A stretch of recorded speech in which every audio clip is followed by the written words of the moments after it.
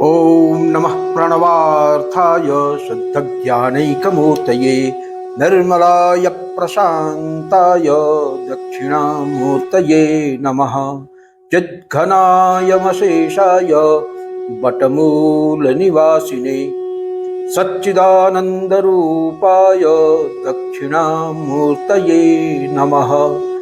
ईश्वरो गुरुरात्मेति मूर्तिभेदविभागिने व्योमवद्व्याप्तदेहाय दक्षिणामूर्तये नमः। विघ्नेश्वराय वरदाय सुरप्रियाय लंबोदराय सकलाय जगद्धिताय नागाननाय श्रुतियज्ञविभूषिताय गौरीसुताय गणनाथ नमो नमस्ते।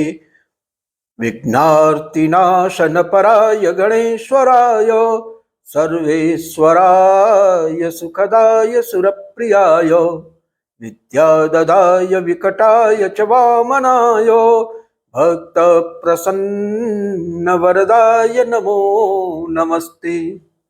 ओम नमः श्री गुरुवे शिवाय। ओम नमः श्री परदेवताय। सो फ्रेंड्स, पिछले एपिसोड में हम लोगों ने यह तय किया था कि अगली चर्चा में हम लोग शिव शक्ति, सदाशिव, ईश्वर और शुद्ध विद्या के स्तर पर अल्टीमेट रियलिटी के अंतर्गत चल रहे रचनात्मक कार्य की झलक को समझने की कोशिश करेंगे। तो इसमें एक तो है अल्टीमेट रियलिटी और एक है अल्टीमेट रियलिटी की पोटेंसी। तो अल्टीमेट रियलिटी के अंतर्गत जो भी रचना बन रही है, उस रचना को बनाने वाली रचनाकार जो है वो उसकी अल्टीमेट पोटेंसी ही है।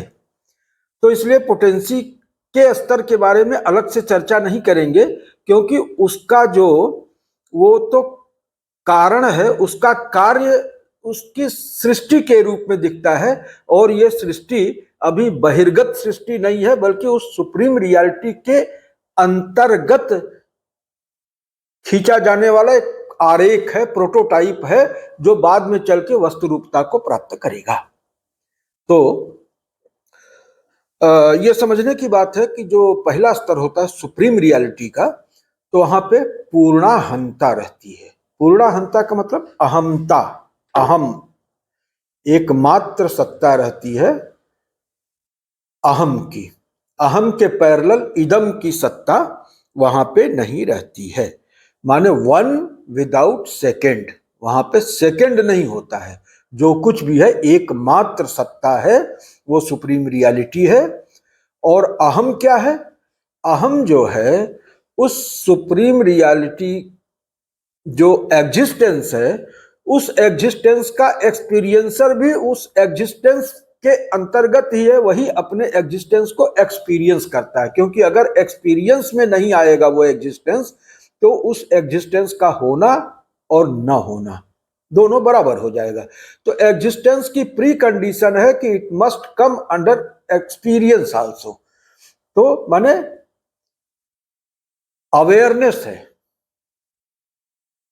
एक्सपीरियंस है,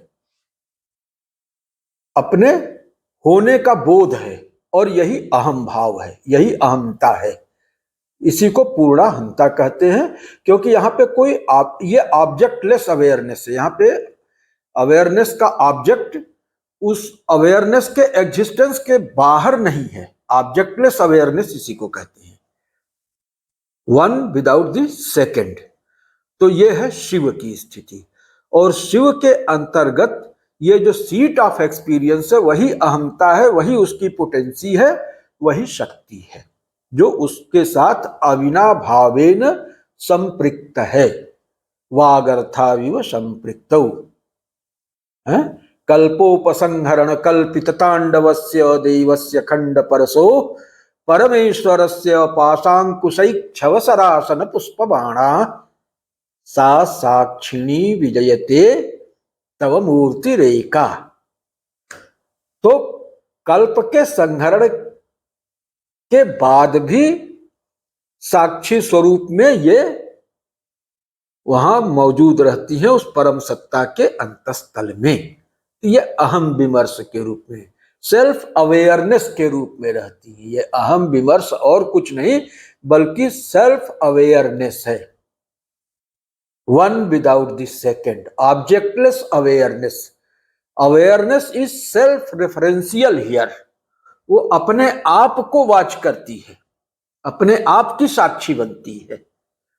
ये जो साक्षित्व है यही अहम विमर्श है और ये शिव की सत्ता है। अहम विमर्श जिसके अंदर चल रहा हो, जो अस्तित्व हो और साथ में अस्तित्व का बोध भी समाहित करता हो अपने अंदर। तो यहां पे जो है पूरा का पूरा ब्रह्मांड, पूरी की पूरी सृष्टि किस रूप में है? वो बीज रूप में अहम बन करके वहां पे समाहित हो गई। अहम भाव के अलावा यहां सृष्टि की अन्य कोई सत्ता नहीं है। माने सृष्टि सिमट के इस अहम के अंतर्गत आ गई है। अब इसकी व्याख्या हम लोग पहले कर चुके हैं, इसलिए अब हम यहां नहीं करेंगे कि उसको अगर व्याकरण की दृष्टि से जो अहम है तो अ और ह ना, अयुण ऋलिक से देखेंगे और अंतिम वर्ण ह है तो इसी के बीच में सारी मात्रिकाएं आ जाती है। माने अ से विसर्ग होता है और इसी विसर्ग के परिणाम स्वरूप अ को शिव मानते हैं और इसी विसर्ग के परिणाम स्वरूप 50 वर्ण मात्रिकाओं की उत्पत्ति होती है। इन्हीं वर्ण मात्रिकाओं के गर्भ से अर्थ की सृष्टि होती है और फिर वर्ण और अर्थ मिलकर के जो है ये शाब्दी आर्थी सृष्टि बनाते हैं। तो ये प्रक्रिया तंत्र में जो है बहुत विशद रूप से चर्चित है। इस पे हम लोग भी कई एक वीडियो में चर्चा कर चुके हैं। तो ये हो गया शिव की स्थिति। शिव के बाद दूसरी स्थिति आती है सदाशिव की स्थिति, जहां पर कि सत्ता के अंदर ये जो सूक्ष्म रचना है अहम के रूप में जो विराजित है वो थोड़ा सा और प्रोमिनेंट होती है और उस प्रोमिनेंस के चलते सत्ता के स्तर में थोड़ा सा और स्फुटता आती है। उस स्फुटता को हम लोग समझने की कोशिश करेंगे कि सदाशिव के स्तर पर किस तरह की सृष्टि होती है। तो यहां पे क्या होता है कि उस महाचित्त के अंदर विश्व जो है वो तैरने लगता है। लेकिन ये जो विश्व तैर रहा होता है ये भी एक आइडिया के ही रूप में होता है, वस्तु के रूप में नहीं होता है। वस्तु के रूप में ना होकर के आइडिया के रूप में उसका होता है। माने 2D इमेज इसकी जो है वो प्रकाश के अंतर्गत ही एक चित्र उभरता है, एक आकृति उभरती है जो कि विश्वात्मक होती है। तो आइडिया के ही फॉर्म में विश्व यहाँ पे आ जाता है। ये सदाशिव की स्थिति है। और इसीलिए जब भगवती के आसन की बात करते हैं पंच प्रेतासन, तो उनको बताते हैं कि सदाशिव के फलक पर वो बैठी हुई है। इसका मतलब उस सदाशिव की स्थिति के अंदर विश्व की परिकल्पना साकार होती है, आकार ग्रहण करना शुरू करती है आइडिएशन के फॉर्म में, मंत्रता के रूप में, वस्तु रूपता के शक्ल में नहीं। तो ये हो गई सदाशिव की स्थिति। अब इसके बाद तीसरी स्थिति आती है ईश्वर की स्थिति। ईश्वर में ईश शब्द ईशन के अर्थ में आता है जो कि उसको नियंत्रण करते हैं। तो यहाँ पे जो है ईश्वर की सत्ता के अंदर सृष्टि का किस स्तर तक का विकास होता है ये हम लोग समझने की कोशिश करेंगे। शिव के स्तर पे हम लोगों ने देखा कि वहां क्या था, शुद्ध अहम था, पूर्णाहंता थी, पूर्ण अहम भाव ही विराजित था। लेकिन अब ये सदाशिव के स्तर पे क्या हो गया, सदाशिव के स्तर पे जो है इदम भाव भी जो है वो अपेक्षाकृत पुष्ट हो गया। इदम के रूप में संसार का चित्र, आइडिया उनके वक्षस्थल में अंकित हो गई, तो वहां पे अहम इदम का भाव हो गया। मैं ही ये हूं माने मेरा विचार है, यानी मैं हूं, विचार का होना माने मैं का होना, तो मेरे विचार में ये चीज है माने मैं ही ये हूं। तो वहां पे ये हो गया कि मैं तो प्रोमिनेंट है, लेकिन मैं के साथ साथ इदम की भी भाव, संसार रूपी चित्र का भी बोध जो है वो स्पष्ट हो गया कि ये मैं हूं, ये मेरा बनाया हुआ संसार है। तो ये सदाशिव की स्थिति हो गई। लेकिन अब अगले स्तर पे आके ये भेद सृष्टि और प्रोमिनेंट हो जाती है, इसको और प्रोमिनेंस मिलने लगता है ईश्वर के स्तर पर। और अब ये जो है वो अपने को तादात्म्यपन्न करते हैं अपनी आइडिया के साथ में। सत्ता जो है अपने सृष्टि के साथ, अपने सृजन के साथ, अपनी आइडिया के साथ, सृष्टि अभी भी आइडिया के ही फॉर्म में है, वस्तु के फॉर्म में नहीं है, क्योंकि चेतना के अंदर ही सारी हलचल चल रही है। तो चेतना के अंदर वस्तु तो समाहित होगी नहीं। हालांकि दर्शन के क्षेत्र में यह कहना भी खतरे से खाली नहीं है, लेकिन फिलहाल हम लोग यही कह लेते हैं कि चेतना जहां पूर्ण चैतन्य का साम्राज्य है, तो वहां वस्तु का अभी तक अस्तित्व प्रकाशित नहीं हुआ है, इस तरह से उसको कह लिया जाए। तो वस्तु का वस्तु के रूप में अस्तित्व प्रकाशित हो, इसके पूर्व चेतना में कल्पना के रूप में एक चित्र उभरता है, तो उसके साथ वो रियलिटी जो है अपने आप को एसोसिएट करती है, आइडेंटिफाई करने लगती है, और यहां पे आके हो जाता है कि अहमेव इदम, इदमेव अहम। इदम वहां पे प्रोमिनेंट हो गया, अहम जो है वो इदम के बाद आ गया। इदमेव अहम यानी ये जो हमारी मानसिक सृष्टि है वही मैं हूं, माने मैं की और जो उससे इतर कल्पना है वो यहाँ पे साइड लाइन हो गई, और मैं के रूप में क्या डोमिनेंट हो गया, ये जो वैचारिक आरेख था सृष्टि का वो प्रोमिनेंट हो गया, और मैंने अपने आप को उसके साथ पूरी तरह से तादात्म्यपन्न कर लिया, आइडेंटिफाई कर लिया। तो this identification with the idea of this is me, I am this, तो ये जो है ये तादात्म्यपत्ति, इसी को ईश्वर कहते हैं। ईश्वर माने अब वो इस अपनी सृष्टि से लिपट गया। और इसके बाद जो है ईश्वर तत्व के बाद शुद्ध विद्या तत्व आता है। और शुद्ध विद्या तत्व में क्या होता है कि यहां पर आके अभी तक ये था कि मैं और मेरी आइडिया, सृष्टि माने क्या, वहां पे आइडिया है, मेरी आइडिया, लेकिन अब यहां पे मैं और मेरी आइडिया दोनों पैरेलल हो गए, दोनों का एग्जिस्टेंस जो है पैरेलल हो जाता है शुद्ध विद्या तक आते आते, कि ये मैं हूं, ये मेरी सृष्टि है। तो पैरेलल एग्जिस्टेंस कल्पना में ही सही, अभी भी वस्तु रूपता को नहीं प्राप्त हुआ है कुछ भी, लेकिन कल्पना में, उसके अपने मानसिक चित्र में, मनोजगत में क्या हुआ कि मैं और मेरी सृष्टि। अब ये दो विभाग स्पष्ट रूप से हो गए, यहीं से देखिए विभाग की सृष्टि होना शुरू हो गई। लेकिन अभी शुद्ध अध्वा है, इसलिए यहाँ पे जो है वस्तु रूपता बिल्कुल नहीं है, ये शुद्ध विद्या के अंतर्गत चिति का ही क्षेत्र है। चिति माने प्रकाश रूपता, चित शक्ति ही प्रकाश रूपता है। तो उस प्रकाश के अंदर जो है ये चित्र बन रहे हैं, आकार तो प्रकाश के अंदर ही न उभरते हैं, इसीलिए तो सारा कुछ हम लोगों का ये जो वीडियोग्राफी हो रही है, फोटोग्राफी हो रही है, सिनेमेटोग्राफी हो रही है, वो सब यही ना है, प्रकाश के अंतर्गत ही वो आकृति जो है बनाई जाती है। और फिर उसके बाद 2D से 3D हो गया तो मटेरियलाइज हो गया, कंक्रीटाइज हो गया।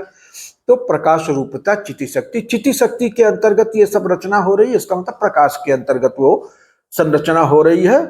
तो प्रकाश के अंतर्गत ये आकृति बन रही है, शक्ति की क्रिया से, शक्ति ने इस तरह के वाइब्रेशंस उसमें उत्पन्न किए कि उससे जो है एक आकृति बन गई, मंडल का सृजन हो गया। तो इस तरह से जो है वो दोनों के दोनों पैरेलल रूप में आ गए। तो अब देखिए ये सृष्टि के स्तर जो है, अब जो आधुनिक स्तर हैं सृष्टि के, जो क्वांटम फिजिक्स कहती है कि जहां से वेब पार्टिकल ड्यूअलिटी की बात हो रही है, अब इसके बाद का स्तर जब आएगा, अभी तक ये सब वेब के अंतर्गत हो रहा है, माने एक एनर्जी फील्ड है, एनर्जी फील्ड के अंतर्गत वेब्स की सृष्टि हो रही है, और उस वेव के चलते अब इसके बाद का स्तर जब माया का वो आएगा, तो माया के दौर में जो है वो पार्टिकल्स की सृष्टि होती है, जिसको हम लोग जिसे अपने साधना में माला कहते हैं। तो माला क्या है? भगवती खुद मुंड माला धारण करती है, अक्ष माला धारण करती है। तो माने उस चेतना के अंतर्गत ही तरंगे उठती हैं, तरंगे आपस में टकरा करके जो अपने में अटखेलियां करती हैं, जो उनकी हिल्लोलें उठती हैं, तो आपस में टकरा करके बूंद के रूप में जो है वो उछलती है। तो इस तरह से पार्टिकल्स की सृष्टि होती है। और उन पार्टिकल्स, वो भी चूंकि चेतना का ही कंक्रीटाइजेशन है, चेतना के अंतर्गत ही है, और उन अलग अलग कणों को एक चेतना के धागे में पिरो करके ही एक निश्चित आकृति दी जाती है, जिसको कि हम लोग माला के रूप में अध्यात्म में करते हैं और उसको जो है जपते हैं, उसको धारण करते हैं। तो उसके पीछे भी संकेत है, क्योंकि माला को हम लोग कहते हैं ना कि क्या कहते हैं, माम माले महामाये सर्व तत्व स्वरूपिणी। तो तत्व स्वरूपिणी, तत्व की उत्पत्ति, जब जो अंदर का धागा है, जो चेतना, जो अंतर्व्याप्त चेतना है, उसी में से उछल उछल के कण जो हैं वो मनके का रूप धारण कर रहे हैं, और उन मनकों से ठोस रूपता एक आकार ग्रहण कर रही है, और उस आकार छोटे छोटे कणों को मिला करके एक बृहत्तर संरचना बन रही है। और ये योगिनी शक्ति के रूप में भी वहां पे उन मनकों के अंदर घुस करके धागा के रूप में वही योगिनी शक्ति जो चैतन्य शक्ति है, वो उनको पिरो करके आपस में एक बड़ी संरचना तैयार करती है। तो ये बड़ा ही रहस्यमय विवरण है, और इसको अब तो बहुत आसानी से, मतलब आप इसको अगर इस व्याख्या को, इन स्तरों की सूक्ष्मता को अगर समझेंगे, तो आप मतलब कि हर टर्म्स को देखेंगे कि जो आज के मॉडर्न क्वांटम फिजिक्स के जितने टर्म्स हैं, सबकी व्याख्या उस जमाने में वहां पे मिलती है। और जहां जाके आगे का रास्ता भी विज्ञान खोज रहा है, उसकी भी चर्चा वहां पे उपलब्ध है। तो अब हम लोग जो है इस वीडियो को यहीं पे रोकते हैं, और अगले वीडियो में इसके आगे की चर्चा करेंगे, क्योंकि चर्चा चूंकि बहुत सूक्ष्म है, तो एक साथ बहुत सारी सी बातें करने से कंफ्यूजन होने लगेगा।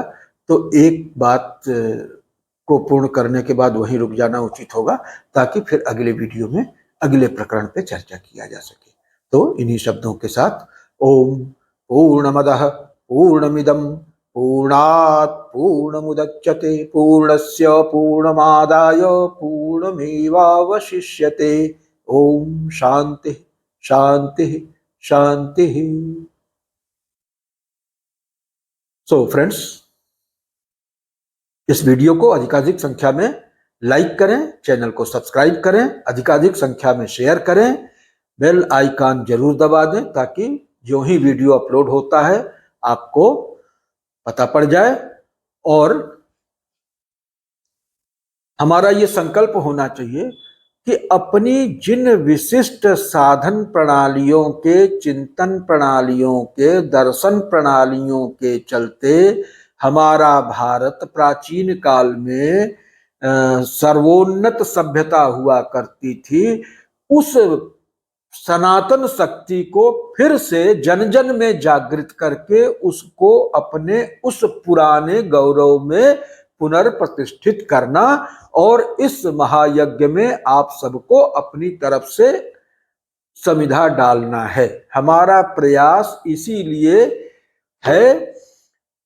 इस प्रयास में हमारा समय लगता है, श्रम लगता है, कुछ धन भी लगता है, लेकिन हम आपसे इतनी तो अपेक्षा कर सकते हैं कि कम से कम इससे स्वयं लाभान्वित होंगे, और इसे अन्य अपने परिवारजनों, सुहृदजनों तक पहुंचाना सुनिश्चित करेंगे।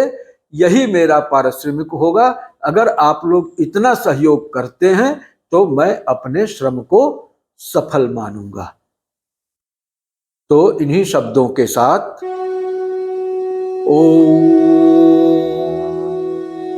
सर्वे भवन्तु सुखिनः सर्वे सन्तु निरामयाः, सर्वे भद्राणि पश्यन्तु, मा कश्चित् दुःखभाग् भवेत्। ओम शांति शांति शांति। ओम नमः श्री गुरुवे शिवाय। ओम नमः श्री परदेवतायै।